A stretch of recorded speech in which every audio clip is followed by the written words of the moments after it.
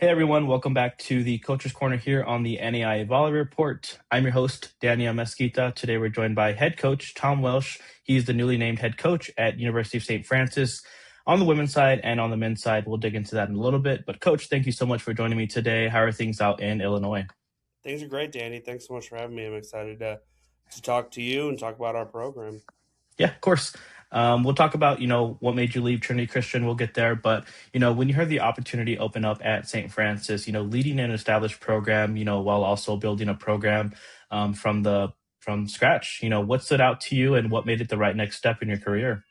I think it was a little bit of both, honestly. The excitement of running an established program. Coach Courier spent the last 25 years here, so coming in with some fresh ideas, I thought was a really cool thing. And then starting something from scratch with the men's. I've never really been a part of something like that. Everywhere I've gone has been to kind of rebuild, reshape, and remodel, and coming here to spearhead both the men's and women's, and with the men being like we talked about something brand new was really exciting. So those were the biggest things for me was get to run an established program, putting my little spin to things, and then really starting something that is clearly my own and something that is brand new. It was exciting. Yeah. And how are you balancing the excitement of, being able to take on something that's been, established while also, starting something, it's like your baby, you're starting it from the bottom.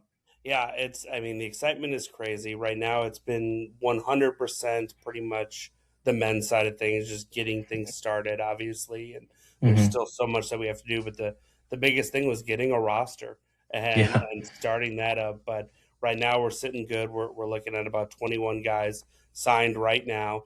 Six of them came from my Trinity team, which is super important and super special to me. And then now we're really starting to get into women's stuff with the summer season coming in and starting open gyms here in June. We'll have the guys go right after that as well. But yeah, the focus has really been on the men really since I got here was making sure that we had a team to show face and to represent. And then now that we're in a good space, I can really start to spearhead everything into the women's side and get them going and everything like that. So the excitement has been crazy. It's been big around campus and around town and stuff like that. So it's exciting to be in charge of that. And now I can kind of change focus a little bit to doing both at the same time. Yeah, no, absolutely.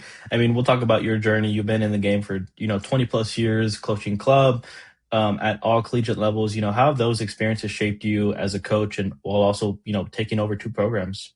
Yeah, I really take every experience and try to enhance it wherever I'm at and make sure that I build off of what I've done in the past, whether it is at the high school level, the club level, club director level. Like I really try to make sure that I take everything and bring the best aspects of those places and form them here and then take what I didn't like at any stop and then kind of mold it into something positive here. So it really is taking everything that I've learned from every spot, from every club director that I've worked under, every principal, athletic director, every sort of person I try to take the best from and then mold it into what I think is going to be beneficial for our program. So it's definitely been a lot over the past, 20 some odd years. So it's exciting to see what it's become now. And then I just keep taking pieces and stuff like that from each stop. Yeah, and coaching both on the men's and women's side, the games are vastly different. Coaching styles are different. What have you learned that applies to both sides, regardless of whether it's the men's side or the women's side? Yeah, one thing that the biggest thing was the mental game. For me, this past year at Trinity, I was really excited to kind of see the difference at this level between the men's and women's and the mental side of things. And a lot of the stuff was the same, which was very surprising to me. So I was able to take what I learned and have learned over the years of coaching on the women at the collegiate level and kind of be able to incorporate that with the men as well. The game itself is so different. It's so fast and so powerful on the men's side, but to see that the mental side of it, the struggles that the women have gone through are still the same with men when it comes to making mistakes and bouncing back. So being able to see that similarity was really important to me and really eye opening as well. So I was able to kind of take some things from the women's side, incorporate that to the men, and then vice versa. Now I can take from the men and incorporate it to the women. The thing that I tried to stick with the same from both sides was ball control and the cleanliness of the women's side and incorporate that into the men's side. So on the men's side this year at Trinity, we passed, well above a 2 all year, which I was really impressed with, and something that I harped on all year. And we really fixed our serving errors and made sure that we were getting closer to 80% of our serves over. Now it's taking that and making sure that we are more competitive with our serves, because that was one thing when we played teams that were above us. We were not necessarily giving them lollipop serves, but you could see the difference, and making sure that we're being more competitive and aggressive with our serves rather than just getting our serves in and knowing when that we can just get our serves in and be aggressive in zone serving and when we need to go back there and rip it. So those were the two biggest things to me that I saw differences in, and something that I tried to take from the men's to the women's and the women's to the men's. Yeah, now we'll backtrack a little bit, talk about Trinity Christian a bit. Leaving that university wasn't, your choice. Unfortunately, Trinity Christian did, decide to close its doors at the end of, is it this year that they're closing the Yeah, doors? Is yeah. that right? Yep. Read, last day was last Friday. So Yeah. So the doors are closed. There's no more Trinity Christian. When you were there, how did you navigate, your team and making sure that they were, prepared to play, but also trying to worry about everybody else's futures and also yours as well? Because I mean, you got to be a coach, find a job, pay your bills, you got your family. How did you navigate all of that going on at the same time? it was tough. I mean, we got word in November that we were closing down. I had taken the job in July, so I was only Yep. there for a short amount of time before they announced the closure. And we were still right in the thick of women's season. We had, I think, two or three more conference matches before conference tournaments started, and the girls were devastated. And it was really about shifting our mindset to, let's do this for us, let's do it for the history of the program, and let's do this for the school. And the girls thrived and they did phenomenal, and we pushed Viterbo to their limit in the conference semifinals and should have gone to five, but lost in overtime in four, I believe. But like the girls were heartbroken, and the guys were okay. What was next? Because we were just Hmm. starting getting in the gym with the guys, and my job was to make sure that I found them new homes. And we had 18 on the roster on the men's side, and four of them left at semester to go to new schools. So then we were down to 14, and then 12. We got down to 12 because two of the seniors got hurt. So we were left with 12, and six of them, like I mentioned earlier, coming here with me to start St. Francis. Then five were graduating, and then one of our only freshmen is just going to a new school and not playing anymore. So the men, it was more so, okay, let's finish with the bang. Let's end on a high note. We were the last Trinity Christian program to be in the gym, so that was kind of interesting, and something that the guys really took to heart, and were proud that they were the last Trinity Christian program to be in that gym. And yeah, with the women to finish out, like it was helping them find new homes if they wanted to. We were very upperclassmen heavy, with nine juniors, and then I believe five or six seniors, and then two sophomores and one freshman. So six of the nine juniors decided that they just wanted to graduate early. So they took crazy course loads their second semester junior year, and all of them graduated. Then I believe one went to St. Xavier and is going to play there. Another went to Calvin at D3. She's moving back home, Hmm. and the other one just stopped playing. So we really didn't have to find too many new homes for the girls. One of our sophomores is going to play at D2, Fayetteville State down in North Carolina, so she's going down there, and then the rest just stopped playing. So it was interesting because like we had a lot of offers and a lot of interest on the women's side, just like we did on the men's side once we announced our closure. But the girls wanted to finish out as trolls and wanted to end their college lives, or undergrad, I should say, at least as trolls. So they did that. So it was a really interesting time. And I mean, being on campus the last couple of months before coming here to St. Francis was just interesting because it was just like a ghost town, and very sad, but there was a lot of positivity in it. And going to graduation here a couple weeks ago was really fun to see, because there were lots of alumni there and everybody there. So it was really fun to see the positivity that ended in such a negative way. But yeah, it was definitely two sides of the spectrum with the women's side and the men's side. Whereas the women we got to end so strongly, and then on the men we got to end with a lot of respect and positivity as well. Yeah, on the women's side, you guys still produce one of the strongest seasons in, Trolls history. Do you think it was the school closing and everybody playing for each other? Do you think it was, you coming in and changing that program? What caused the team to really come together and have one of their best seasons, like you said, pushing, Viterbo to overtime in four sets? What does that look like? And talk about that a little bit. Yeah, I think it was a little bit of both. I mean, I think that me coming in and being kind of breath of a fresh air really helped the girls' side of things, and then adding that, hey, this is the last team to ever do it, really kind of fueled them in the last handful of matches. It definitely did it.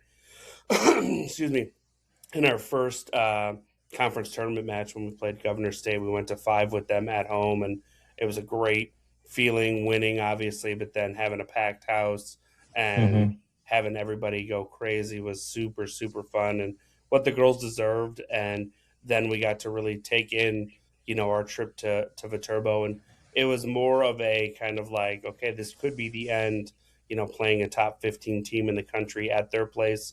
Um, but the girls really just enjoyed their last trip. We went up early, we stayed overnight, we had a really great dinner, and then we went and serve and pass the next morning, and then got prepared as much as we could have for them. So they did a really good job of doing that. But I think that bringing in the new identity, new culture, new mindset was the overall kind of helping factor with everything and making sure that the girls had a good time and finished their career strong and finished moving forward strong. And then, we had about 8 verbal commits before the announcement of closure. So, like, we were in really good shape moving forward. We weren't losing a lot this year. We would be losing a lot next year, obviously. So, prepping for that and getting ready. So, I think that it was a combination of both. I think that, me coming in and changing the space, the face, the atmosphere was probably the biggest thing. But just allowing the girls to be themselves and to thrive and to enjoy this experience again was, I think, what overall helped our success. Yeah, and we'll go forward a little bit. We'll talk about now you're building at St. Francis. We'll talk about the men's on the men's side a little bit more. What are your first priorities when making that roster? The non-negotiables. What you're looking for in a player. Talk a little about that for any men's recruits that may be watching. Yeah, it's about being part of something new and something and that's never been done. Having that type of excitement was number one when I was out recruiting. Um, you know, Wanting to be a part of something special. Obviously, that kind of ties in with that. Um, you know, Wanting to have fun and wanting to continue to play was up there as well because there's just not as many opportunities on the men's side as there is on the women's side. So being able Yep. to provide that for anybody that wants to do it. I just had a few phone calls earlier today about guys that were looking to transfer because they weren't playing and now want to play again, but had played in high school and played at a high level, but there just wasn't an opportunity at the time, especially locally down here. So being able to provide that was really important to me and something that we're really pushing when we recruit. As far as player wise, we want aggressive players. We want guys that want to work hard. We want guys that want to be part of some legacy and leave a legacy and leave a mark. And I think we have a good crop of guys that are going to do that. I mean, when I was coming in here, my main focus was okay, I don't want to have a team full of only freshmen. We need to Hmm. get some upperclassmen in here. And it started with my Trinity guys and making sure that we could get them locked in. 5 of them will be juniors, one will be a senior. And then finding some other transfers out there, whether it be at the D3 level or some NAIA guys that wanted to come in here or JUCO for that matter. So we were able to kind of get that right away. And then the rest was built out with the freshmen. And then this way it allows our freshmen not to have to be successful right away, not to go into St. Xavier and be like, okay, go win, go expect to Hmm. win. We're able to have some upperclassmen that have collegiate experience already that know what it's like to go over there and compete against them and and push them to their limits. So that was really big for me coming in was making sure that I found those transfers, those upperclassmen, and make sure that we can end their careers on a high note and leave them with a lasting legacy here at St. Francis. So that was really important for me. Yeah, absolutely. And I ask every coach I interview, I ask them because everybody's different in their coaching styles. Mhm. Well, this can go for the men's and the women's side. What are some culture setting expectations that you have, and what are some non-negotiables that Coach Welsh has as he leads the program?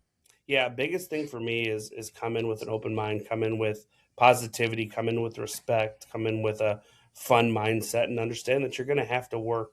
There is no question about that, but I want to make sure that at the end of the day, they're leaving here or anywhere that I'm at with a positive experience. I know that I can't reach everybody, but I'm going to try for the most part and make sure that they are leaving here with fond memories and understand that their intentions are pure in my heart and that I want them to do that. And I don't really punish anymore. I've gotten away from the punishment style of coaching. Obviously, there are consequences for our actions, and we'll have consequences for drills or certain things that we set forth. But I mean, ultimately, it's a house that's built on respect and positivity and making sure that they know that we're going to have difficult conversations. I'm not going to like it. They're not going to like it, but at least they're getting that openness from me and that positive communication style and making sure that I take care of their mental health and their physical health and they understand that and they know that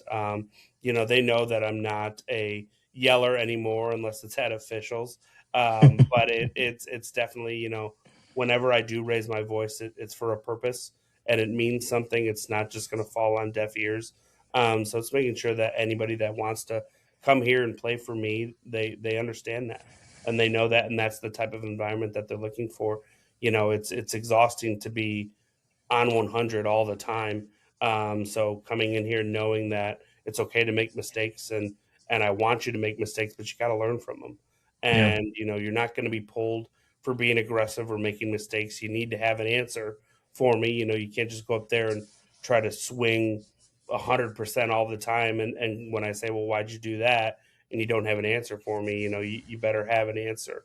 Well, they were on their heels for this, so I, thought a tip would be necessary, or we've been hitting cross all day, I'm gonna swing line, or blocking certain situations. So having an answer for everything that you do is really important to me because I may not agree with it, but at least you're using your brain and you're thinking about the game rather than just going up there and swinging as hard as possible or playing defense a certain way. And it was more so on the men's side where I really challenged our hitters this year that like have a purpose for what you're doing, not just trying to bounce the ball and have a highlight video. So making sure our shot selection was good and having a better understanding for the game. And I just want all of our athletes to use their brains and think about the next three plays rather than this play right in front of them.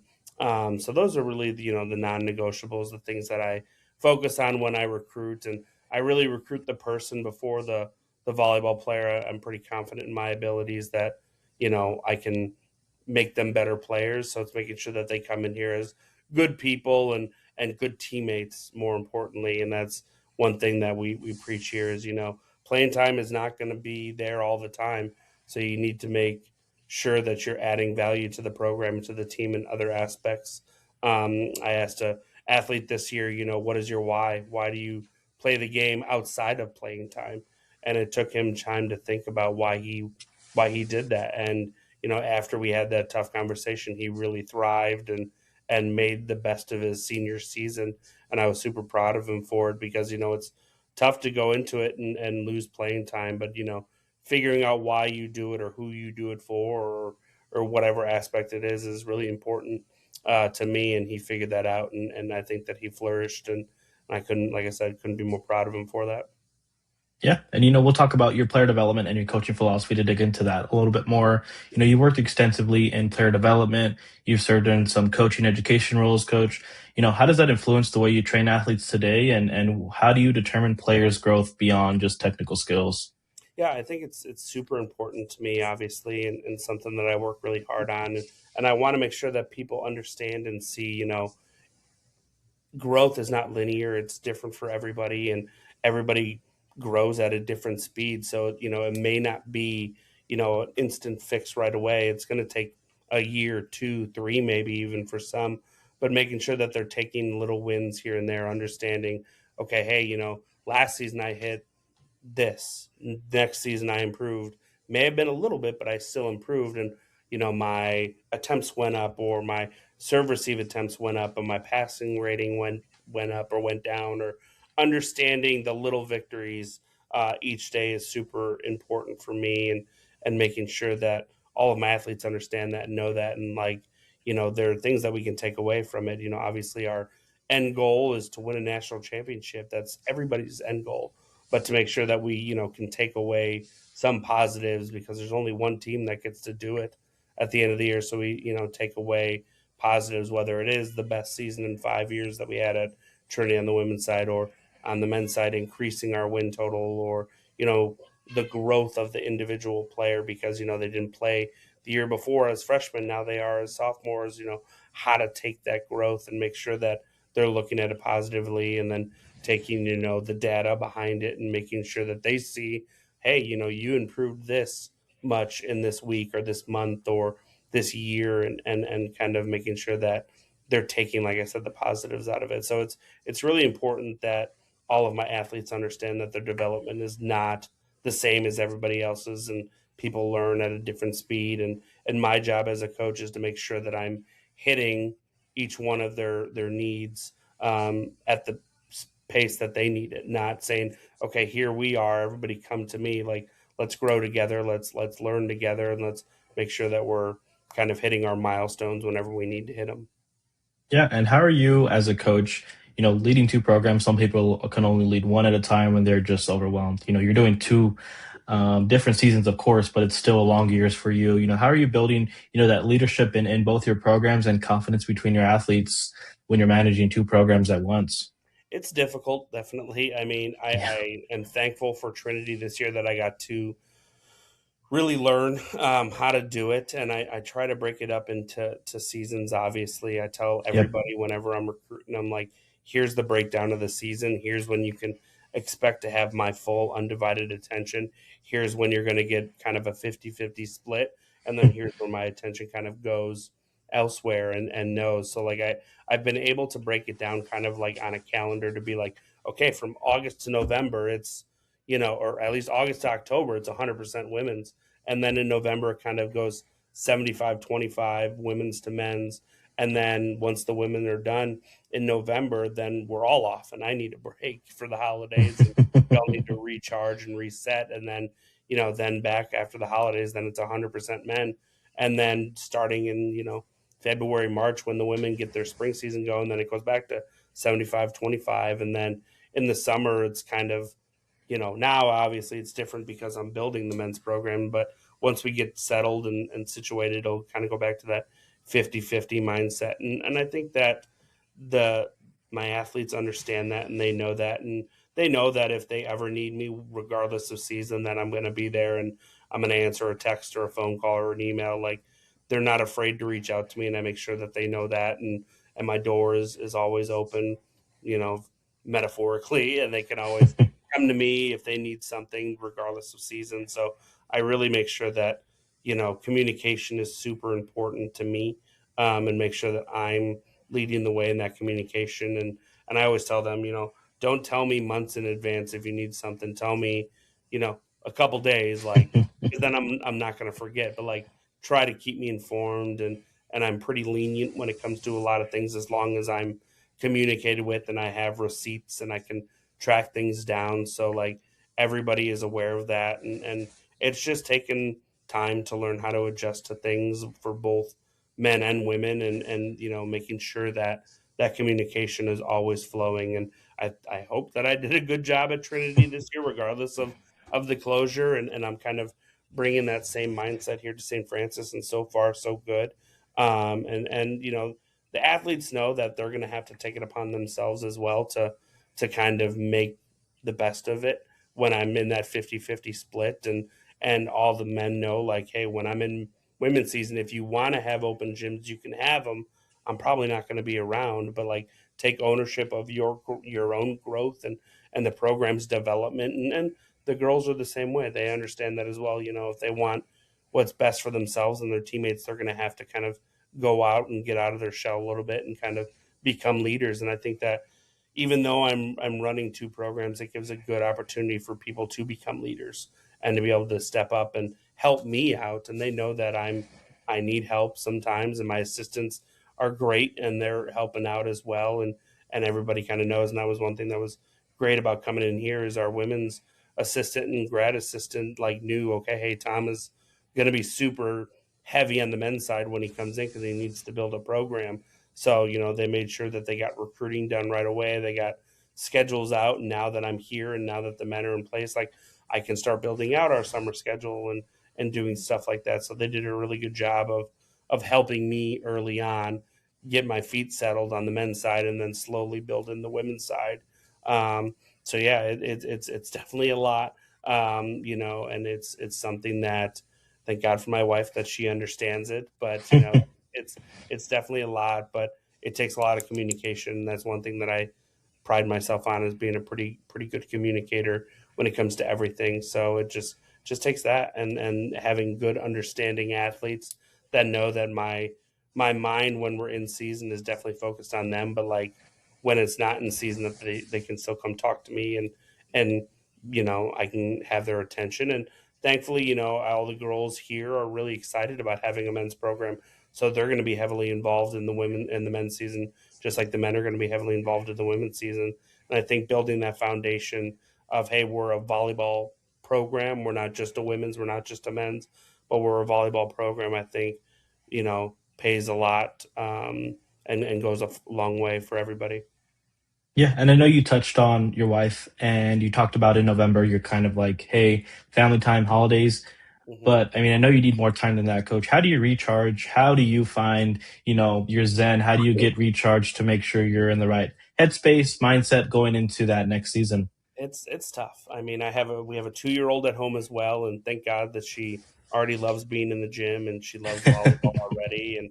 And the girls got to kind of see her when we had a scrimmage here a couple weeks ago, and obviously my Trinity guys know her, so they've been able to meet her and see her. But I mean, it's definitely tough. And my wife grew up playing volleyball as well, not at this level, but she played high school and club, so she knows the game. And whenever she can be in the gym, she loves it too. But it's I'm trying to do a better job of like separating work and home. And Hmm. now that we have a child, it kind of helps where it's like, okay, my focus needs to be on family. And okay, when we're eating dinner, when I'm making dinner, if I'm lucky enough to be home for dinner, it's focused on that and putting the phone aside and kind of dictating some time and scheduling and stuff like that. So it's tough. I mean, thankfully I love what I do and I love coaching and I love volleyball. So like any time that I get free time, it's spent with the family and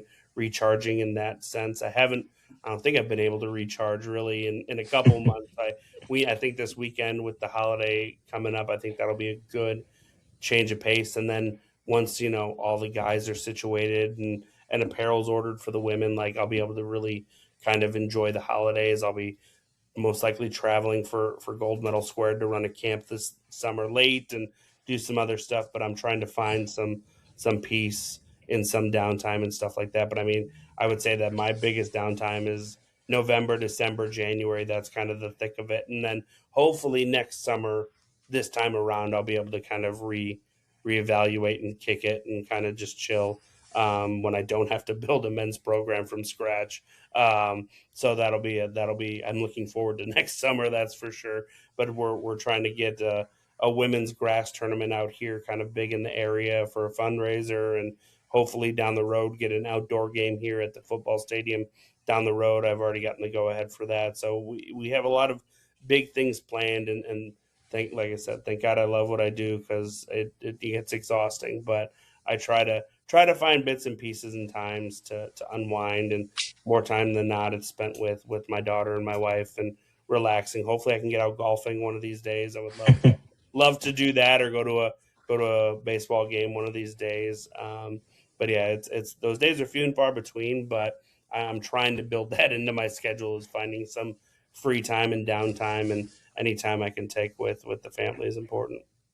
Absolutely, Coach. And, I appreciate you taking the time to do this interview with me, Coach. But where can we find you on social media? Where can we find St. Francis Saints on social media so the people watching can give you guys a follow? Yeah, absolutely. Instagram for me is Coach T underscore Welsh, WELSH. For the men, it's at USF underscore Saints MVB. And then for the women, it's at USF underscore volleyball. We definitely love all the sport. I love the sport that everybody gives me. It's great to see everybody out there, and anybody that wants to be part of our program or the future. T Welsh at stfrancis.edu. Give me an email. Love to talk to everybody, and be able to give men and women an opportunity to do what they love, and that's play volleyball. Absolutely. And everybody watching, make sure you follow the NAI Volleyball Report on all things social media platforms at NAI Volleyball. And make sure to check out our new website at naivolleyball.com.